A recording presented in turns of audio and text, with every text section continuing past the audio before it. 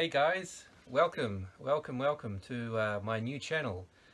My name is Phil and I'm a Kiwi living in Japan, and I've recently started a new hobby which I guess I can thank COVID for. As you can see in front of me, I've started collecting vintage toys, and yes, it's become a bit of an obsession of mine, and I thought I'd like to share my experiences of collecting these, and particularly living in Japan.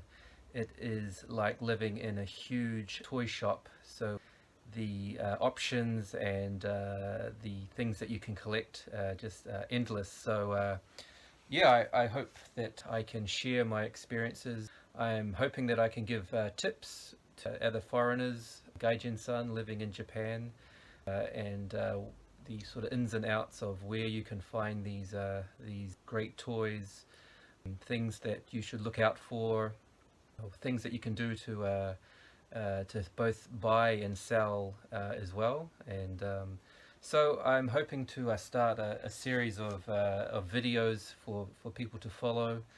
And yeah, it's just my little outlet, I guess. I'm living in small town Japan, so this is a chance for me to share my experience, which has been fairly interesting to say the least over the last couple of years. But yeah, this is a hobby that I started about 12 months ago, basically when COVID hit and I was stuck at home with nothing to do. So it's really come out of the blue, but it's something that I'm really passionate about, and I've spent a fair amount of money and time investing in. So yeah, what you can see in front of me is a little taste of the things that I like to collect, and in future videos I'll probably go into more detail about the different toy lines that I follow and collect.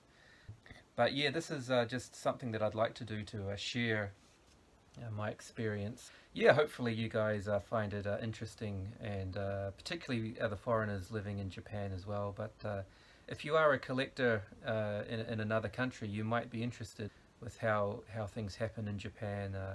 I hope that I can give you a little bit of an insight in terms of what it's like living in Japan as well. There are some unique and interesting things about living here, which you need to bear in mind in terms of being a collector as well. Things are quite different from back home in New Zealand. For example, now the summer has just kicked in and it's extremely hot, so things about taking care of your collection in the heat. Of course, Japan being a very earthquake prone country, I've had a few scary situations with my collections falling to bits, and the joys of reassembling and putting them back together again. So that's part of the fun as well, I guess. So yeah, this is just me introducing myself, introducing the channel, and in each video I hope that I can basically unbox a delivery. So there are a couple of awesome websites in Japan, one being Yahoo Auction and the other being Mercari. So there seems to be a lot more options for me collecting toys compared to New Zealand anyway, so it's very exciting. So yeah, I thought actually I would unbox something now. So I'm going to dig into the post letterbox I have beside me here, and this is something that came in the post today, and I think I know what's inside. But yes, as any collector knows, half of the fun is opening deliveries when they arrive. It's like Christmas comes every week, or some cases 2 or 3 times a week. So let's see what's in this bad boy. And to be honest, what I've got in here I think is not something that I have a strong focus on in my collections, but yeah, I saw it online, and it's something that I don't think I would be able to get my hands on in New Zealand in its state, and for the price as well. So that's something that's been a pleasant surprise for me. So it's well packaged, like anything bought in Japan is. So it's always very carefully bubble wrapped, and plenty of plastic and tape used, which probably isn't great for the environment. But when I do send things, I try to recycle as much as possible. Anyway, this is very exciting. So what we have here, this is very cool.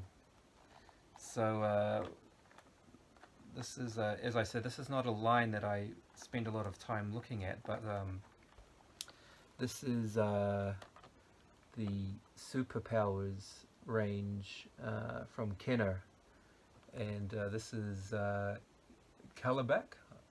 I don't even know who this character is, but this is awesome. This is still in relatively good condition. The bubble is a little bit tinted from age, but yeah, I'm super stoked to have this on card.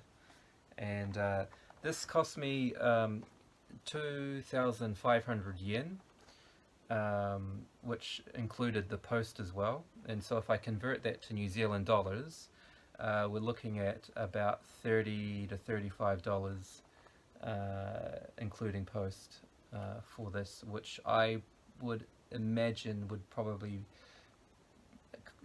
cost me at least double, maybe triple that back home in New Zealand. I'm not sure, because I actually have not collected in New Zealand before, but I've kept an eye on the market through Trade Me, which is the New Zealand website where you buy and sell used things, including vintage toys. So here we are, very happy with that, and that will add nicely to my collection, which, as I said, I started about a year ago, and is starting to get a little bit out of hand, but it's very fun. So yeah, the next videos coming up, I'll try and have a theme to my videos, whether it be helping collectors in Japan, my personal experiences of terms of what collecting toys means to me, and how it's really I guess it sounds a bit crazy, but saved me over the last 12 months in particular, with quite a few major things happening in my life. But yeah, this is something which I am really passionate about, and yeah, it's I guess quite cool being in Japan, and yeah, it's, in terms of a country to be in to collect vintage toys, it has endless possibilities and opportunities for me. So yeah, that's me. Again, I'm Phil.